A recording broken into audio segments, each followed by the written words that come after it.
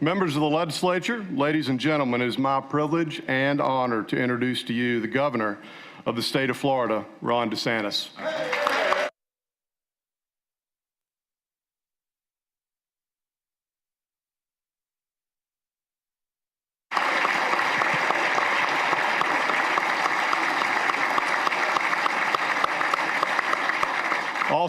Also joining us in the East Gallery is the governor's wife, First Lady Casey DeSantis.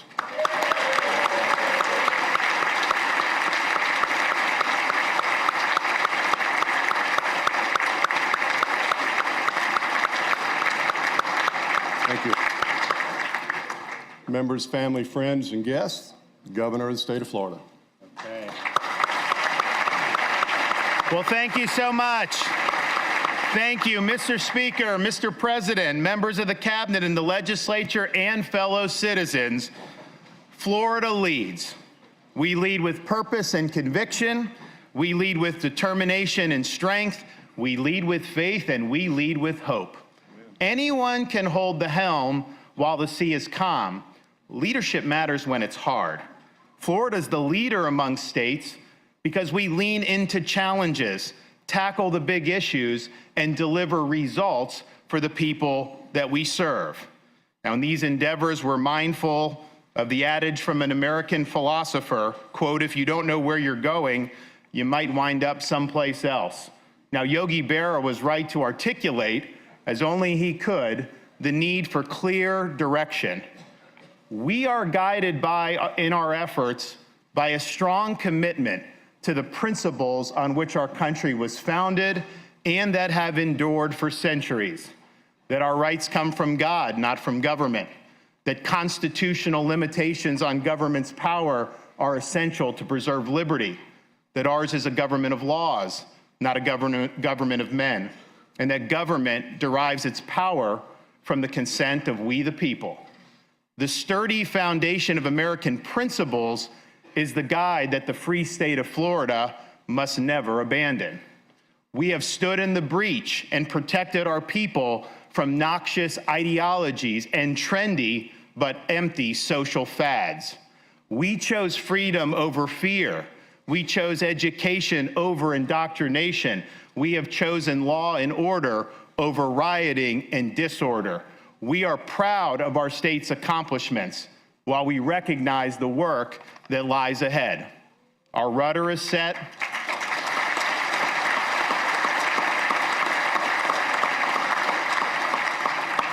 Our rudder is set. Our compass is in hand. True north is our destination. We can and we must continue to lead. Now, we are convening for the regular legislative session, having already enacted groundbreaking legislation to fulfill the historic mandate of delivering on President Donald Trump's mandate to end the illegal immigration crisis once and for all.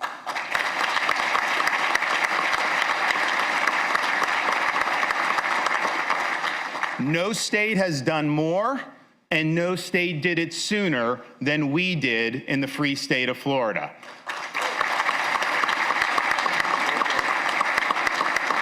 Thanks to recent legislation, it's now a crime to enter Florida illegally. The days of catch and release are over, and all state and local law enforcement agencies have a duty to assist in interior immigration enforcement efforts. The voters have spoken, and Florida has responded.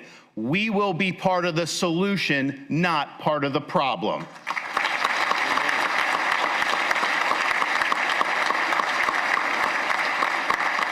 Now, joining us today are two great leaders in this effort, our newly minted immigration czar, Larry Keefe, and Brevard County Sheriff Wayne Ivey. Please wave to us. There's Wayne. There he is.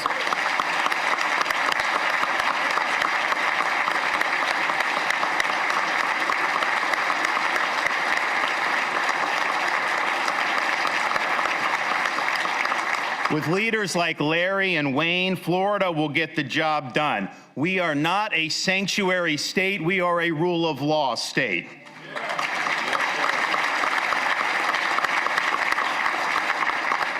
Now, Florida has also led the way in creating a strong economic environment. For the past 2 years, Florida's economy has ranked #1 in these United States. We rank #1 in entrepreneurship, #1 in new business formations, #1 in GDP growth amongst large states, and we have an unemployment rate that has been lower than the national average for more than 50 consecutive months straight.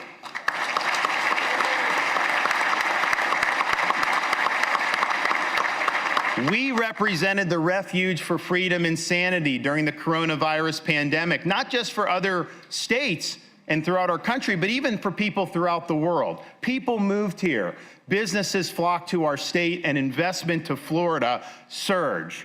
We continue to set tourism records. 2024 saw more than 142 million visitors come to the state of Florida. This includes 3.3 million visitors from Canada. That's not much of a boycott in my book. Maybe they wanted to get a glimpse of what a Stanley Cup winning hockey team actually looks like.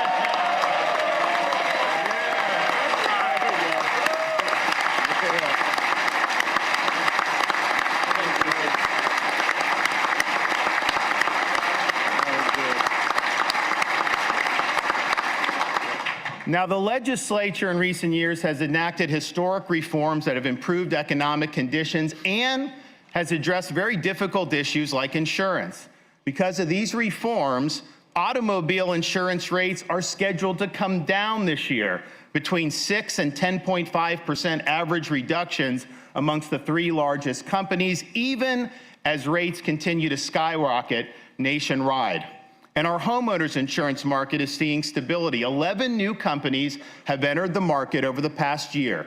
130,000 new private policies were put into effect in 2024. And last year, believe it or not, S&P Global rated Florida as having the lowest increases amongst all 50 states. We were also recently able to announce that in 2025, 73% of Citizens property insurance homeowners in Miami-Dade County are scheduled to receive a decrease on average of 6.3%. Now, the fact is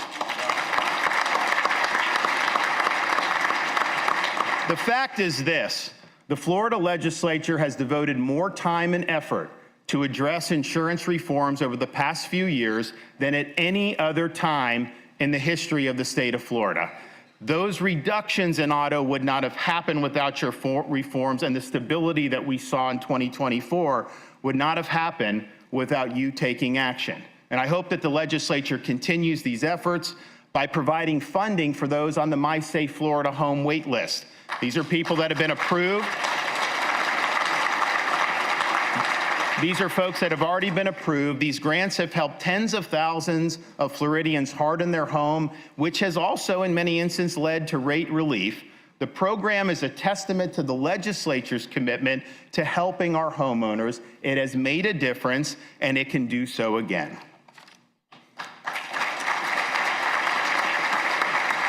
Now, our economy is strong in part because our spending and budget policies are sensible. We are actually spending less money in the current fiscal year than we did in the previous fiscal year. Where else in this country have they actually reduced spending? We have the lowest number of state government workers per capita amongst all 50 states. Over the past 6 years, we have more than tripled our state's rainy day fund. We just recently celebrated our 180th birthday as a state, and I'm happy to say just since 2019, if you take all the debt that's been accumulated over that period of time, we've paid off 41% of it in the last 6 years.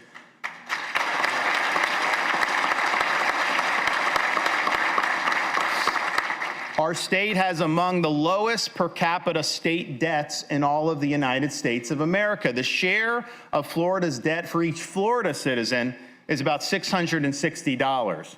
The share of the national debt for each U.S. citizen is north of $100,000 per U.S. citizen. Can the congressman in Washington, D.C. please take a page out of Florida's fiscal playbook for a change?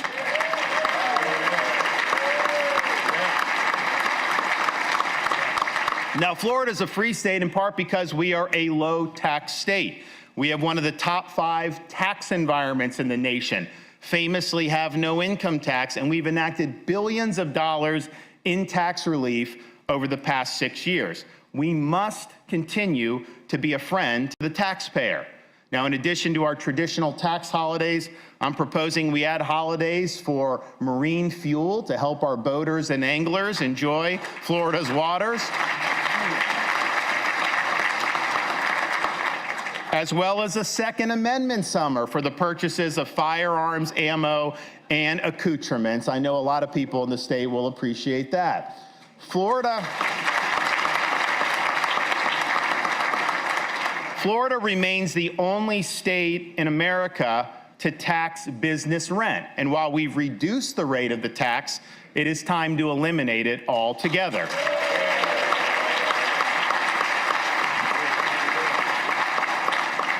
While Florida property values have surged in recent years, this has come at a cost to taxpayers squeezed by increasing local government property taxes. These escalating assessments have created a gusher of revenue for local governments, and in many throughout Florida have seen their budgets increase far beyond the growth in their populations. Taxpayers need relief. You buy a home, you pay off the mortgage, and yet you still have to write a check to the government every year just for the privilege of living on your own private property. Is the property yours, or are you just renting it from the government? And I know members of the legislature are studying the issue in anticipation of formulating a proposal to place on the 2026 ballot so that we can provide constitutional protections for Florida homeowners. Please know you have my support in this endeavor. Oh, and one other thing. Don't let anyone tell you we're going to seek to raise state taxes, because this body will not pass tax increases and this governor will not sign any tax increases.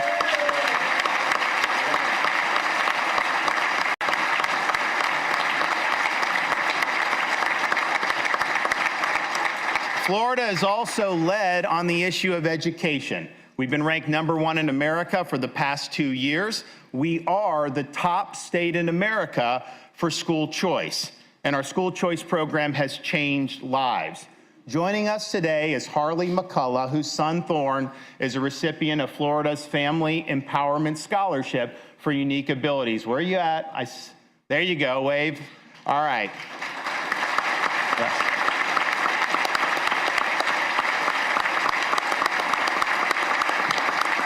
Now, her son Thorne attends the Jacksonville School for Autism simply because of the scholarship that has been enacted in the state of Florida. He can now pursue an education that fits his unique needs instead of being forced into a one-size-fits-all approach. And stories like Thorne are legion up and down the state of Florida. Our universal school choice program works. Families and students have benefited, and the academic bar has been raised throughout the state. It's a great testament to the members of the Florida legislature that we were the first state to enact such an ambitious and far-reaching choice program.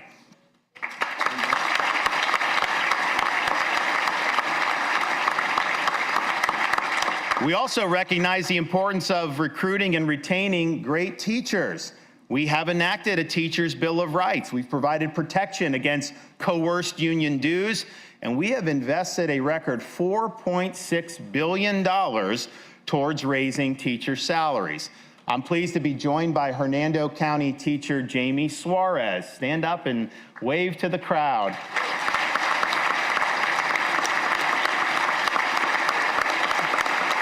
Jamie is the Florida Teacher of the Year for 2024. And as Teacher of the Year, she earned it by being a high-impact teacher. She's the grade team leader and mentor, and she serves as the district's textbook selection on the district's textbook selection committee. So I want to thank Jamie for making a difference, and I want to thank so many of our teachers who have made a difference in the lives of their students. And because of that, I'm again recommending an increase in money that's dedicated to increasing teacher salaries, as well as a continuation of the civics bonus program that gives a $3,000 bonus to all teachers that complete our Civic Seal of Excellence training course. Now,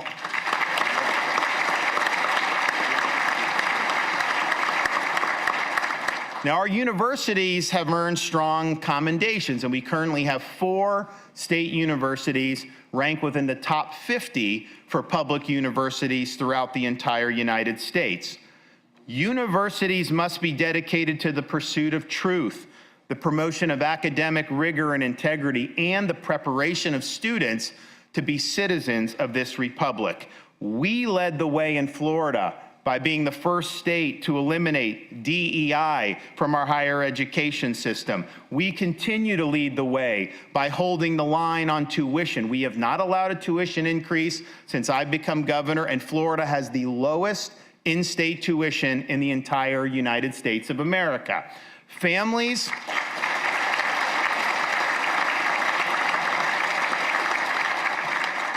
deserve state universities that provide education, not indoctrination, and that education must be attainable for students regardless of their family's financial status, and I'm happy to report that in both of these regards, we are delivering for the people of Florida. Florida is also led on some of the most intractable issues, ranging from substance abuse to child welfare.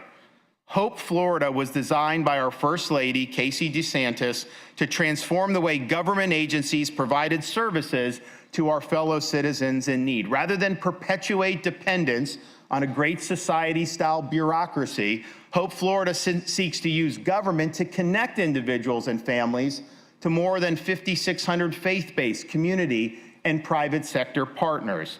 Ginger Falk is with us here, and she illustrates Hope Florida's impact. Stand up and wave and say hello.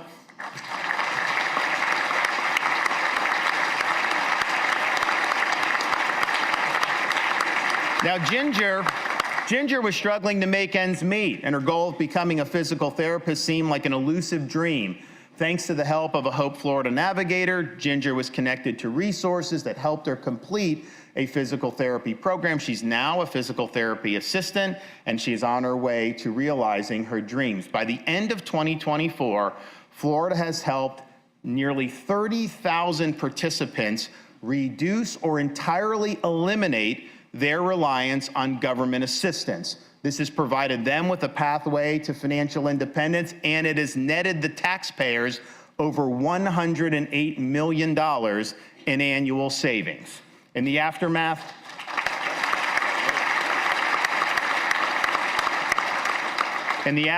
of Hurricanes Debbie, Helene, and Milton, Activate Hope, the emergency relief arm of Hope Florida, helped over 57,000 Floridians with essential supplies and provided more than 33,000 with referrals to overcome disaster-related hardships.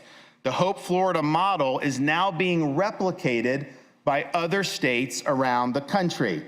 Thank you to my wife, Casey, for her leadership and her ingenuity. Great job.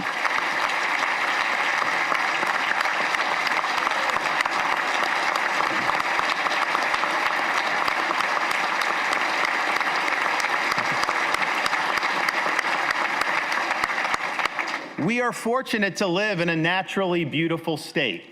We promised 6 years ago to leave Florida to God better than we found it, and we're doing just that.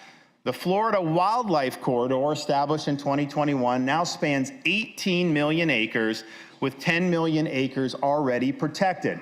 Last year, we directed the Florida Department of Transportation to enhance connectivity within the corridor. Since 2019, we've approved over $129 million for 38 crossings, ensuring safer passage for species like the famed Florida panther.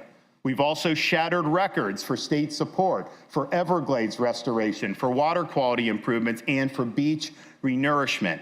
While our efforts have been strong, the federal government has lagged in its responsibilities regarding Everglades restoration. But I'm happy to report that the Trump administration is receptive to block granting money to us so that we can complete these needed projects like the EAA reservoir ourselves. One thing I've learned, Florida time is a lot faster than Army Corps of Engineers time.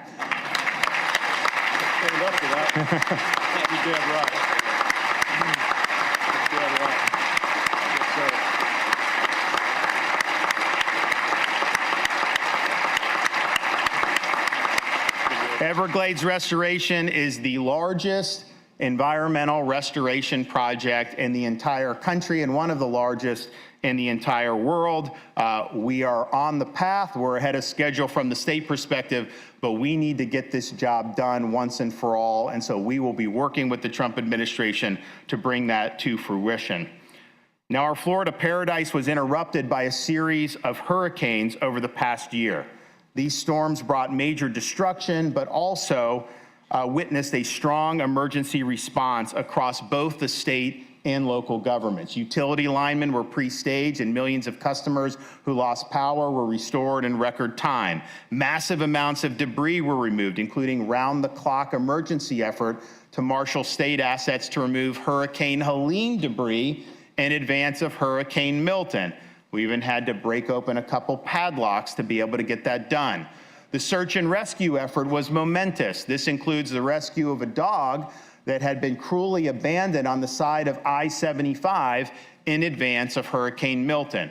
Florida Highway Patrol Trooper Orlando Morales rescued the dog as water was rising to the dog's neck. The dog has been renamed Trooper and is now in a safe and loving home. Trooper Morales, stand up, because we would like to thank you for rescuing that great dog.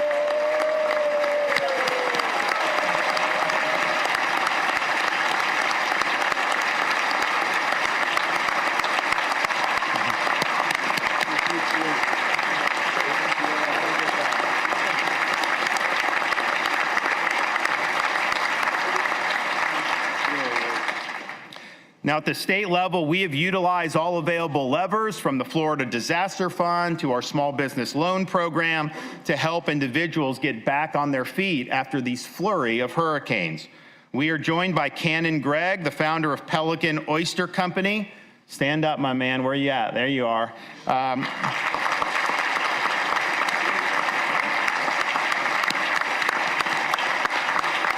Now, his farm was devastated by Hurricane Michael back in 2018.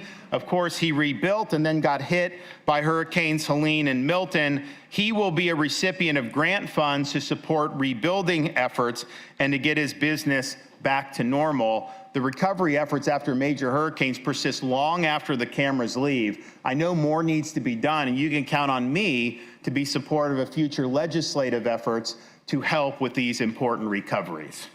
Now, we know we have some important issues to address.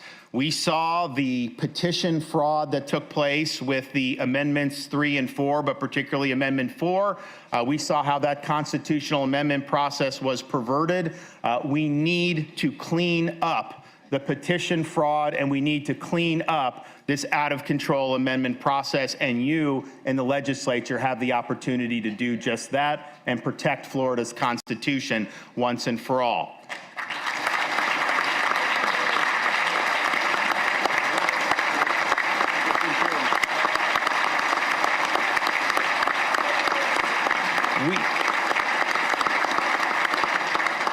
We've also had many discussions about condominium reform, and I know there was efforts to be made after the tragedy at Surfside in 2021. Those were all very well-intentioned efforts, and I think probably have done a lot of good, but in some instances, it's putting people in a very difficult financial pickle. I've been sounding this drum for many months. I have every bit of confidence that the legislature is going to fully address the needs of our Florida condo owners. We do not want to see anybody forced out of their condominium because of legislation. So let's get the job done for them.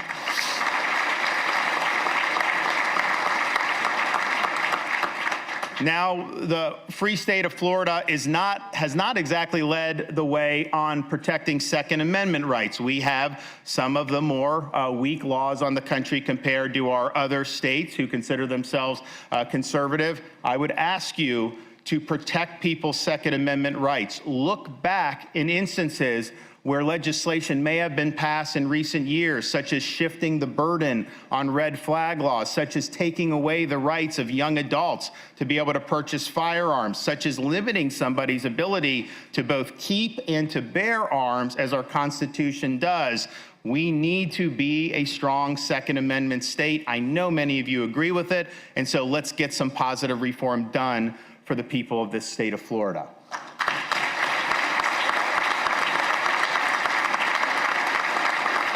Now, before I conclude, I'd be remiss if I didn't remind everybody of some of the accomplishments that together we have achieved over these past 6 years. We banned China from purchasing land in the state of Florida.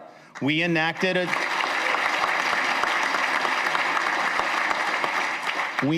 a digital Bill of Rights. We protected Floridians against the imposition of a central bank digital currency. We instituted the death penalty for pedophiles.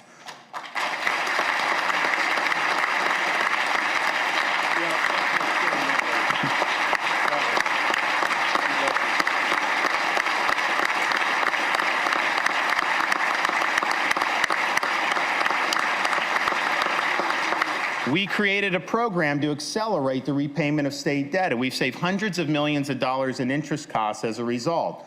We enacted protections for the sanctity of human life. We codified parental rights in education. We codified parental rights in education and eliminated gender ideology from our schools. We created a law enforcement bonus and scholarship program to recruit and retain great police officers throughout our state. We divested state holdings from Chinese banks and investment firms. We kneecapped so-called ESG in our pension fund, in the workplace, and in financial institutions, and as a result of that, we were leading the effort to kill ESG nationwide.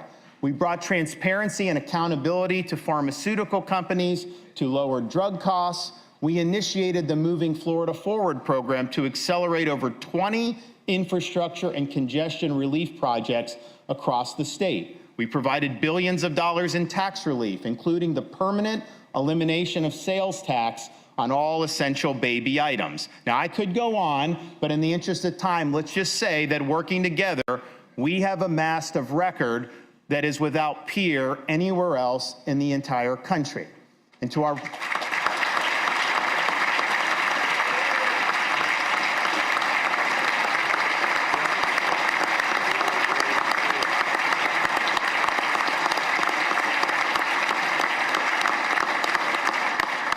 presiding officers, Speaker Perez and President Albritton, I look forward to working together to advance our shared goals. Now, Speaker Perez represents the busy, fast-paced, modern Miami, the gateway of the Americas, a unique place, not just in our state, but in our country.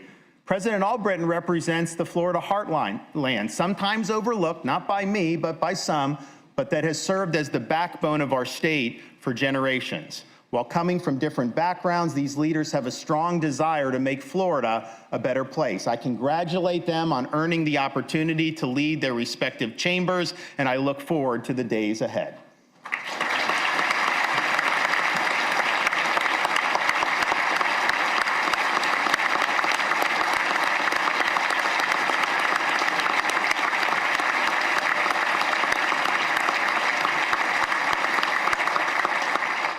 To our Chief Financial Officer, Jimmy Petronis, thank you for your service to our state.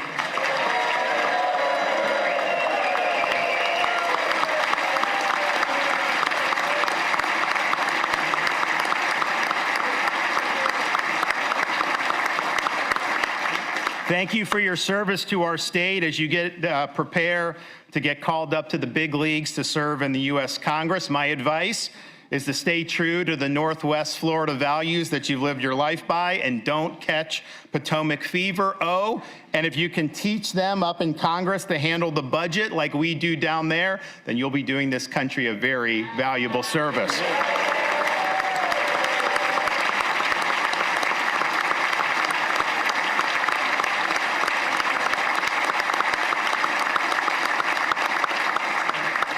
Commissioner Wilton Simpson, you'll soon be the most tenured member of the Florida Cabinet. I will say your department has made significant improvements since you've taken over from your predecessor. You have stepped up.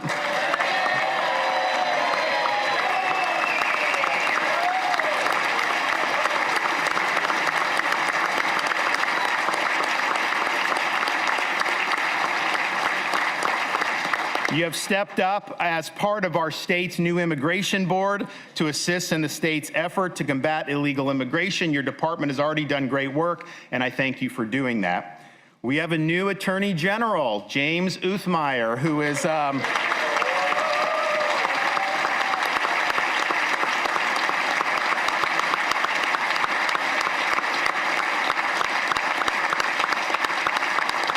James has been instrumental in many of the successes that I've outlined today. I was happy to appoint him to be the state's top law enforcement officer, and man, is he already off to a very strong start. So we look forward to his work ahead.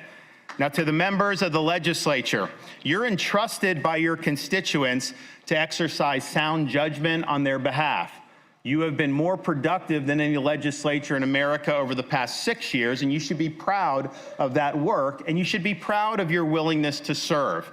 As Theodore Roosevelt famously said, it's not the critic who counts, not the man who points out how the strong man stumbles or where the doer of deeds could have done better. The credit belongs to the man who's actually in the arena, whose face is marred by dust and sweat and blood, who errs, who comes up short again and again because there's no effort without error and shortcoming, but who does actually strive to do the deeds, who knows great enthusiasms, the great devotions, who spends himself in a worthy cause, who at best knows in the end the triumph of high achievement, and who at worst, if he fails, at least fails while doing greatly, so that his place shall never be with those cold and timid souls who know neither victory nor defeat.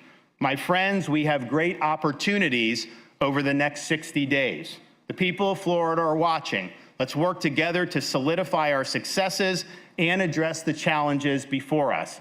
Our voyage is not yet complete, but our goal is to one day say, in the words of Walt Whitman, oh Captain, our fearful trip is done. The ship has weathered every rack. The prize we sought is won. Good luck, and God bless you all. Thank you. Thank you. Thank you.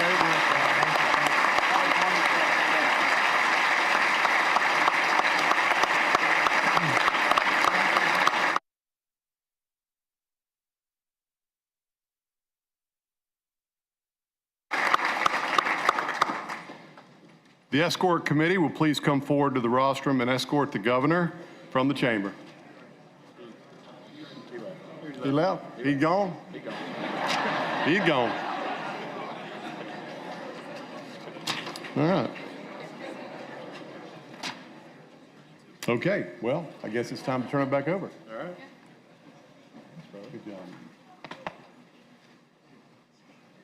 Your turn to go. For what purpose does Senator Pasadomo rise? Thank you, Mr. Speaker. I rise for motion. Senator Pasadomo, you are recognized. Mr. Speaker, I move the joint session to now dissolve. Senator Pasadomo moves the joint session dissolve. All in favor say yay. Yay. Opposed, no. Show the motion approved. The joint session is dissolved.